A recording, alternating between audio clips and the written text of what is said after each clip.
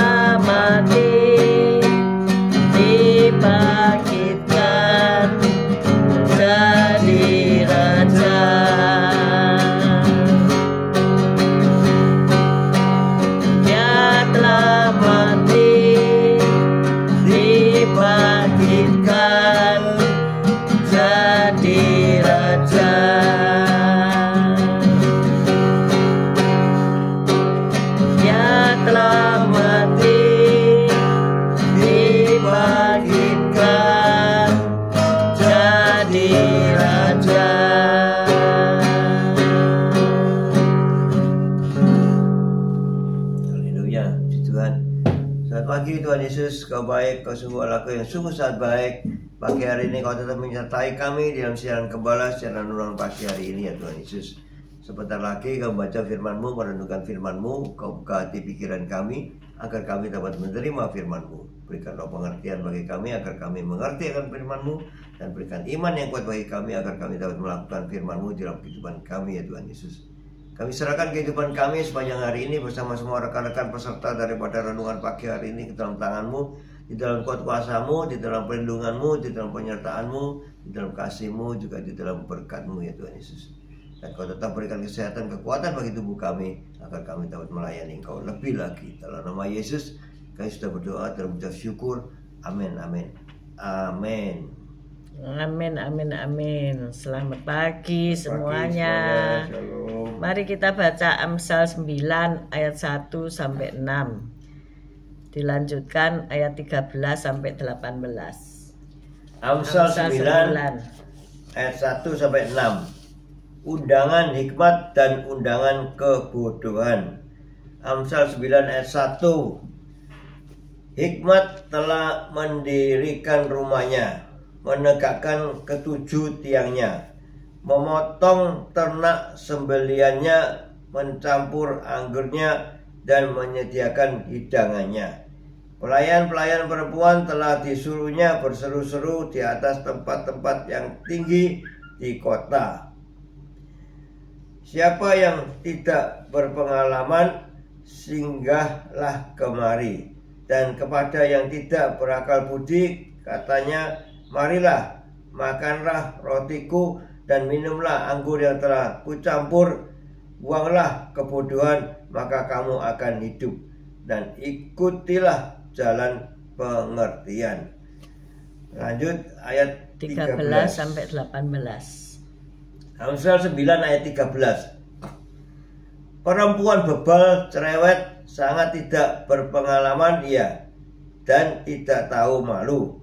Ia duduk di depan pintu rumahnya, di atas kursi, di tempat-tempat yang tinggi di kota, dan orang-orang yang berlalu di jalan yang lurus jalannya diundangnya dengan kata-kata, siapakah yang tak berpengalaman, singgahlah kemari. Dan kepada yang tidak berakal budi, katanya, air curian manis dan roti yang dimakan dengan sembunyi-sembunyi lezat rasanya. Tetapi orang itu tidak tahu bahwa di sana ada arwah-arwah, dan bahwa orang-orang yang diundangnya ada di dalam dunia orang mati. Amin. Amin, amin. Selalu mau diajar oleh Allah. Nah ini ya, kita mau selalu dididik oleh Allah ya. Seorang ibu yang bernama Kat, ketika mengetahui bahwa dirinya mengandung, maka ia berhenti bersekolah untuk kegiatan merawat putrinya. Sampai 15 tahun kemudian, Kat adalah seorang pekerja sekaligus ibu dari 3 anak yang mempunyai impian untuk menjadi ahli kecantikan profesional.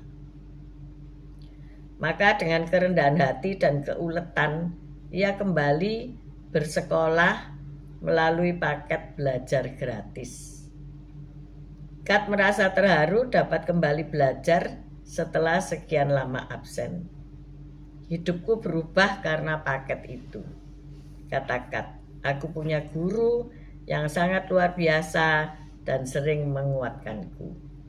Nah, ternyata kendalanya para ibu adalah ketika ia harus menikah dan kemudian punya anak, sehingga impian-impiannya itu menjadi tertunda. Saya tidak mengatakan bahwa impiannya menjadi hilang, tidak. Tetapi impian itu di-keep dan menjadi tertunda, ada penundaan.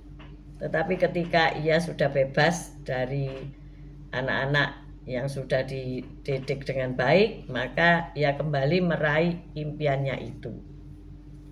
Sikap yang selalu mau diajar mungkin adalah salah satu hal tersulit yang dapat kita lakukan. Biasanya kalau ibu-ibu sudah keenakan tidak belajar, itu sulit untuk belajar lagi ya. Benar ya Pak Gem ya? Orang yang sudah lama tidak baca buku, disuruh baca buku, rasanya males gitu ya. Untuk memulainya itu sulit ya. Iya. Jadi sikap yang selalu mau diajar, itu adalah satu hal yang tersulit yang dapat kita lakukan ya. Oh biasanya aku begini kok gitu ya, tapi diajarkan hal-hal baru itu sulit merubahnya ya. Alkitab berbicara bagaimana memiliki hati yang mau diajar dan terbuka untuk menerima hikmat Allah. Benar ya? Alkitab itu mengajar ya, Alkitab itu mendidik orang untuk berjalan dalam kebenaran. Kemudian di sini berkata demikian, syair di dalam kitab Amsal menggambarkan dua perempuan yang berseru memanggil orang-orang yang lewat, yaitu hikmat dan kebodohan. Tadi ayat pasal 9 ayat 1 sampai 6 dan 13 sampai 18 ya, tadi kita sudah baca. Mereka yang mendengarkan hikmat maka mau menerima teguran dengan baik. Mereka menjadi lebih bijak dan pengetahuan mereka akan bertambah. Mereka akan terbiasa mengikuti jalan pengertian. Ayat 6 tadi ya. Kita baca ayat 6. Amsal 9 ayat 6. Buanglah kebodohan, maka kamu akan hidup, dan ikutilah jalan pengertian. Amin. Jadi kita harus membuang kebodohan. Sebab orang bodoh itu kalau ditumbuk sama lesung ya, ibaratnya ya, bodohnya pancet. Bodohnya tetap melekat ya, malah tambah lengket. Ketaatan itu akan memimpin kepada kepenuhan hidup ya, memimpin pada kepenuhan hidup, ketaatan itu. Sebaliknya mereka yang mendengarkan seruan kebodohan justru membenci teguran dan kritikan. Mereka mencemooh siapa saja yang mencoba mendidik mereka. Ada ndak saudara menemui orang-orang yang angel tuturane ya? Dididik dengan benar itu susah ya, nggak mau mendengarkan, nggak mau menerima hal-hal yang baik. Oh ya aku begini, aku sudah begini. Wah ini parah kalau sudah ketemu orang yang sudah menutup pintu bagi didikan. Mereka mencemooh siapa saja yang mencoba mendidik mereka. Nah ini mencemooh bahkan ya. Oh buat apa baca hal itu, oh buat apa belajar gitu ya. Kadang-kadang hati pengen belajar, tapi ketika harus bayar harga, bangun lebih pagi, tidur lebih malam untuk belajar, untuk membuat PR, untuk membuat ujian, maka terjadi apa? Mencemooh. Buat apa begini begitu ya, dicemooh. Kerendahan hati itu berasal sikap dari takut akan Allah. Jika kita rendah hati, kita mudah untuk diajar ya. Kita akan mengakui bahwa Dia saja yang Maha Kudus dan bukan kita. Ayat 10 ya, kita baca ayat 10. Amsal 9 ayat 10. Permulaan hikmat adalah takut akan Tuhan, dan mengenal yang Maha Kudus adalah pengertian. Nah ini orang-orang yang tidak mau diajar tentu orang yang tidak takut kepada Tuhan ya. Memang tidak mudah ya untuk memiliki sikap yang mau diajar. Tetapi kita harus mengakui bahwa kita ini tidak tahu segala-galanya ya, dan masih membutuhkan bantuan, dan bantuan itu akan membawa satu kelegaan. Hikmat itu berseru memanggil kita ya, dan bagaimana respon kita. Ayo kita menjadi pribadi yang mau selalu diajar ya. Saya sampai hari ini terus belajar ya, untuk menjadi guru, untuk menjadi dosen seperti Pak Bambang, ya harus banyak belajar. Hari ini ada e-book, nggak usah bawa buku tebel-tebel, abot-abot. Dulu kalau saya kuliah itu bawa buku rasanya kayak apa ya, buku-buku kalau nggak saya bawa itu saya nanti foto mau membaca gitu. Nggak pede. Nggak tenang ya kalau nggak ada buku di samping saya. Pak Gem ketawa katanya nggak pede kalau nggak ada buku. Sampai hari ini meja saya ini penuh buku ya. Rumah saya penuh dengan buku ya. Kalau mau lihat buku-buku saya ada berapa rak itu. Semua penuh buku. Dari buku teologi ya, buku-buku arsitek sudah saya kasih orang lain yang sedang belajar arsitek ya. Sudah saya tidak perlukan lagi menu-menui buku. Sudah ganti buku teologi ya. Sekarang ada buku masak ya. Resep-resep itu bertimbun-timbun ya. Nah, tapi puji Tuhannya sekarang ada e-book ya. Jadi kalau saya membeli buku, itu membeli e-book. Jadi saya baca melalui HP atau melalui laptop ya. Jadi lebih ngirit ruangan gitu loh. Nggak numpuin kertas-kertas ya, paperless. Mau belajar hidup dengan paperless ya. Hari ini kita juga kalau makan di resto ditanya loh, perlu resip, perlu itu apa, bon ya. Ya kadang-kadang ada tulisan kalau tidak menerima bon gratis gitu ya. Artinya apa? Supaya tak terjadi korupsi gitu ya. Ya saya katakan ya saya perlu bon. Tapi saya sekarang juga berhati-hati karena banyak restoran depot yang tidak terima uang tunai ya. Tidak terima uang tunai. Harus pakai kartu ATM atau QRIS ya. Lah kadang-kadang handphone yang QRIS saya nggak bawa. Saya mikir tapi dompet untungnya saya bawa ada kartu ATM jadi bisa bayar. Tentunya bawa Pak Gem. Kalau bawa Pak Gem itu mulai tunai, ATM, QRIS ada ya. Tapi kalau pergi sendiri, tidak bawa bendahara kerajaan Allah itu agak sulit. Jadi kadang-kadang kalau belanja harian, belanja di itu, orang-orang yang di pinggir jalan itu belanja di pasar kaget itu ketawa mereka. Ya, saya yang belanja-belanja, Pak Gem yang bayar. Jadi kayak kerajaan ya, kita jadi princess. Nggak megang uang tunai ya. Karena uang itu kotor ya. Banyak namanya? Bakteri ya. Jadi biar kasir yang membayar. Saya bilang ini ada kasirnya di belakang saya. Jadi saya tinggal belanja ke lain tempat gitu ya. Jadi harus bawa kasir ya. Kayak princess di London ya. Nah, kita punya ndak kerendahan hati untuk diajar ya. Kita belajar. Hari-hari ini saya beli e-book tentang menghilangkan edik terhadap gula. Ya, e-booknya murah. Hanya 50.000. Tapi saya pengen juga rekan-rekan jemaat juga membaca e-book ini. Akhirnya saya taruh di ini ya, saya sharekan ke grup-grup WA dari gereja kami, dari teman-teman kami.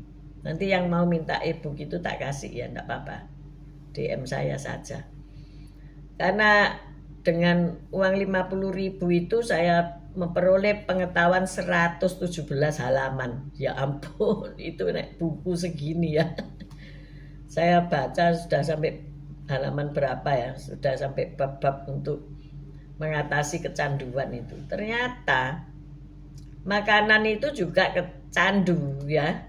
Jadi bukan hanya narkoba yang disebut candu, tapi candu itu ada candu asmara, ada candu baper, ada candu bucin, ada candu makanan ya, ada candu kerupuk, ada candu bakso. Siapa yang kecanduan bakso di sini ada ya? Harus ngaku angkat tangan. Kalau nak makan bakso sehari gitu, rasa kiamat dunia ya. Mana ada buka bakso baru pasti datang. Pasti didatangi ya. Nah ini hal-hal yang saya belajar mau menghindari. Diketawain sama Pak Gem, dicemooh, enggak apa-apa. Dicemooh. Ya, katanya berhasil apa enggak katanya. Berhasil enggak makan es campur, enggak makan es krim, enggak makan gula. Pokoknya gula rafinasi ya, yang dalam bentuk memang gula. Rujak manis itu kan gula ya, manis. Ya pokoknya yang manis-manis lah kita hindari, kita dapatkan gula alamiah saja, dari makan makanan labu, dari makan makanan buah-buahan yang manis, dari sayuran. Sayuran itu manis loh, saudara ya. Coba makan apa itu? Jagung ya, jagung manis. Kemudian apa lagi? Itu manisa, namanya aja juga manisa ya. Manisa itu manis ya. Saus tomat ini bahaya karena di situ ada pemanisnya. Saya juga mau membuat semua diproduksi alamiah sendiri ya. Ternyata kan mantu saya sudah begitu ya. Sudah makan makanan tanpa rasa. Saudara bisa enggak ya? Makan makanan tanpa rasa. Tapi kita harus belajar. Nah itu, belajar. Mau enggak dididik ya? Dididik oleh Tuhan dengan pola hidup yang seperti di Taman Eden ya. Daftar buah-buahan yang boleh dimakan oleh orang diabetes ya. Memang dokter saya ngomong enggak apa-apa makanan kabeh, pokoknya minum obat. Tapi saya kepengen alamiah ya. Kepengen bisa sehat alamiah gitu. Siapa kepengen? Lambaikan tanganmu ya. Saya melihat soalnya ya. Kalau saya besuk itu kan saya melihat. Tuh, orang ini kok sakit kayak gini ya. Takut apa enggak? Halo, takut apa enggak? Ya takut lah. Jangan sampai kita ngalami gitu ya. Ya. Seperti Bu Ruth itu jatuh gelebak, kakinya mungkin kena apa? Ya bukan terkilir, luka, itu luka. Terus difoto, dokternya bilang ini ada keretakan loh. Takut nggak? Kenapa kok gampang retak ya? Anak-anak itu loh, nggak doyan makan sayur, bener nggak? Anak muda doyan makan sayur nggak? Kita harus mengajar anak-anak ini ya. Sayur dulu baru yang enak-enak. Tapi kita sudah salah kan? Kita sudah kasih dia manis-manis dulu. Kalau mantu saya melihat saya, mama ini bawa racun katanya, gitu loh. Karena kita beli Tim Tam, kita beli biskuit yang enak-enak. Mama jangan dikasih tunjuk anak-anak ini katanya. Nah, anak-anaknya diberi makan biskuit-biskuit beras ya. Biskuit-biskuit Jepang itu ya, buat baby itu. Beras-beras tak makan. Apa enak ya? Kono rasane. Nggak ada rasanya, nggak enak. Ayo coba saudara cari makanan yang sehat. Pasti dicokot sekali, 2 kali terus ditaruh ya. Kenapa ini nggak enak? Tapi makanan yang nggak enak di mulut itu buat badan itu enak ya. Badannya bisa fresh, bisa nggak gampang ngantuk, nggak capean. Jadi saya membaca, kalau kamu edik sama gula, ngantukan nggak? Ayo ngantuk. Saya ini ke suatu apa itu Pujasera ya. Ya memang jamnya bukan jam makan siang sih, sudah berlalu. Semua pada ngantuk saudara. Itu pasti suka makan teh manis ya. Penjaganya semua pada ngantuk. Bahkan ada yang merem tidur sampai kita panggil-panggil ya. Karena apa? Makan manis-manis itu ngantuk ya. Kan nggak mungkin lah kita ngantuk. Saya nggak pernah ngantuk ketika bekerja ya, ketika ada di kantor gitu ya. Memang jam-jam ngantuk itu kalau habis makan, karena kita giling ya, giling makanan. Tapi setelah itu ya nggak ngantuk lah. Kita cuci muka. Saya dikasih resep ngantuk itu di sini loh, di bawah ini dicuci sama air ya, nggak usah cuci muka semua, make upnya nanti luntur. Ini loh, bawah mata ini ada lemak yang menyebabkan kita ngantuk. Jadi itu dibersihkan saja sama kapas, nanti pasti nggak ngantuk. Jangan kapasnya dimasukin mata ya. Jadi kita ini harus bisa meneliti diri kita dan selalu mau kita ini nerima pengajaran yang kita tidak tahu menjadi tahu. Ya saya senang aja mengajarkan, ayo bagaimana kita membuat kue tanpa gula rafinasi. Nah itu saya sedang meneliti ya, mencoba membuat ya. Laku atau tidak laku kita makan dulu enak atau tidak enak, dan bagaimana menjadikan yang tidak enak ini menjadi enak tapi tetap sehat. Nah ini masalah toh, kita belajar. Kalau kita sudah tidak mau belajar, ya akhirnya kita stuck. Kita tidak bisa membawa orang terinspirasi dengan kehidupan kita.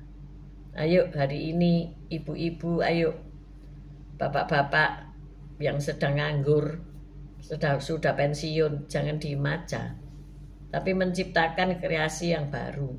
Mau belajar gitu loh, belajar apapun ya, belajar jamu-jamuan alamiah, belajar hal-hal yang baru, itu tentu akan menjadi berkat bagi banyak orang. Amin. Amin. Pak Bambang belajar apa lagi selain ilmu daripada teologi? Ya itu saya tantang.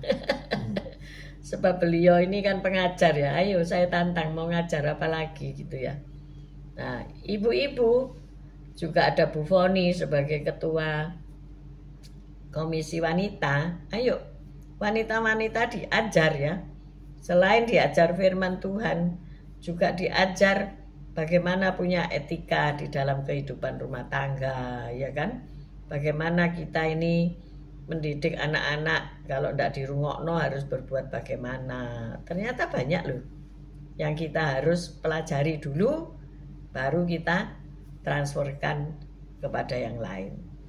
Pasti orang itu males kalau belajar. Tapi saya salut loh sama Bu Lili ya. Bu Lili ini di New York. Seandainya kata kamu tinggal di New York, mungkin kamu senang eksplorasi ya, jalan-jalan di kota New York daripada belajar. Tapi Bu Lili ini tetap belajar loh ya, belajar ya teologi ya, belajar juga kesehatan dan sebagainya ya. Oh luar biasa. Kesempatan tinggal di luar negeri banyak yang harus kita bisa pelajari. Dipelajari. Kesempatan kita ada di kota kita masing-masing. Apa yang kita bisa pelajari, nah itu kita pelajari. Bener nggak Pak Gem? Iya. Pak Gem sekarang belajar apa? Belajar belanja bumbu soto ya. Iya Pak Gem ya tanya loh. Oh kemiri itu ternyata kemiri yang utuh dan kemiri yang pecah harganya sama apa enggak? Sama kan.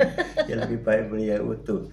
Tapi mungkin orang suka beli yang remuk supaya dia tidak meremukkan lagi kan, sudah remuk. Ya memang kita punya alat ya, food processor. Tapi kalau alat itu legrek ya, itu biayanya cukup tinggi untuk mereparasi dan tak bisa sempurna ya. Ada kelemahan-kelemahan tertentu. Ya memang dulu kita tombok ya dengan lesung, dengan alu dan lesung. Tapi sekarang gini aja sudah Blender. di blender sudah beres perkara. Semua mesin ada umurnya ya, waktunya. Tapi kita harus belajar memakai, mengoperasikan mesin. Ya benar nggak? Semua benar. Harus belajar. Operasikan dengan benar ya. Waktu pertama kali saya mengajak ibu-ibu untuk masak bersama ya, saya habis 3 blender loh ya. Karena mereka nggak ngerti cara pakainya. Jadi dihajar saja dengan apa? Ditekan terus tanpa berhenti. Padahal kalau saya dengerin waktu membeli yang baru, gini ya Bu ya, jangan semua dibleng gitu, tapi dicoba dulu, berhenti. Nanti kalau dia sudah hampir lembut baru diteruskan. Jadi dicacah dulu, istilahnya itu dicacah dulu kecil-kecil, baru dikerjakan di nomor 2 dan 3. Nah ini tapi mereka kan maunya cepet ya, masukin jeret terus langsung nomor 3 jedet, akhirnya beli lagi ya. Berat mesinnya. Mesin menjadi berat. Demikian juga Allah sama kita belajar enggak langsung ya, langsung S3 gitu enggak kan, tapi S1 dulu, yang ringan-ringan dulu, yang akhirnya lebih mendalam. Jadi kita harus bisa ya punya keinginan ya, selalu mau diajar oleh Allah ya. Kalaupun kamu tidak mau diajar oleh manusia lain, merasa kamu sudah paling pinter, tapi mintalah diajar oleh Allah sendiri. Amin. Tanya sama Roh Kudus, gimana ini gitu ya. Hari ini memang kalau kita dengerin tidak enak ya. Belajar makan sehat, belajar hidup sehat, belajar olahraga, belajar apapun ya. Jangan hanya nerima saja, lihat dari gadget, oh iya gini, nerima tapi tidak melakukan. Pagi ini ayo kita lakukan apa yang sudah kita dengar, kita lihat, tentunya yang positif. Mari kita berdoa. Haleluya. Terima kasih Tuhan Yesus atas firman-Mu. Ya Tuhan Yesus, kami membutuhkan hikmat daripada Engkau Yesus untuk kami bisa melakukan kebenaran, tidak melakukan kebodohan, sehingga hidup kami tidak tertata dengan baik. Terima kasih Tuhan Yesus, Kau telah bimbing kami sehingga kami bisa berlaku sesuai dengan firman-Mu. Amin. Bapa, seringkali kami tidak mau diajar oleh-Mu Tuhan. Ampuni kami. Seringkali kami merasa sudah benar. Seringkali kami merasa sudah baik. Seringkali dengan pengalaman-pengalaman yang kami miliki kami merasa cukup. Tetapi Engkau mau kami menjadi seperti-Mu, seperti Tuhan Yesus, penuh belas kasihan, selalu mau mengajar dan diajar.